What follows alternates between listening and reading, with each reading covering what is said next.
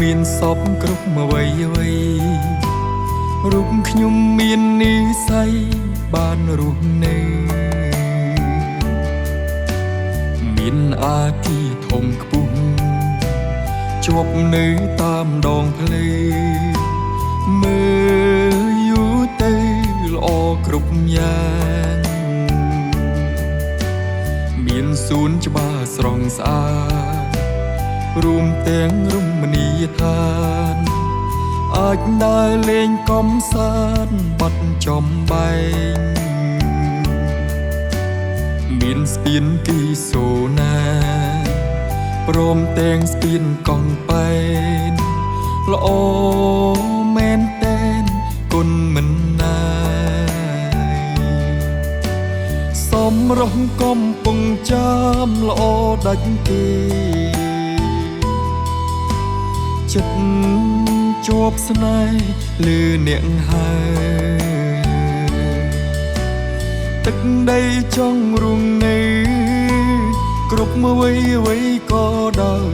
រូបខ្ញុំសូមឆ្លើយពេញចិត្តខ្លាំងណាស់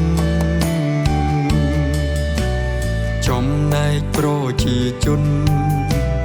តែងញញឹមស្រស់ស្រាយ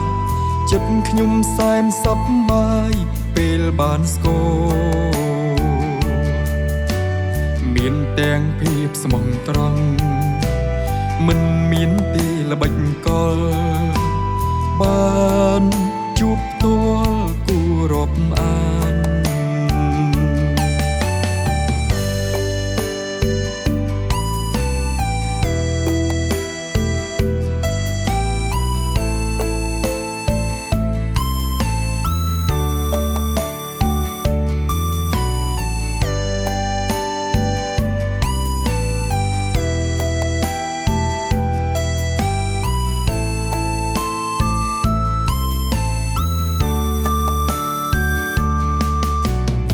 សំរងកំពុងចាំល្អដាច់គេ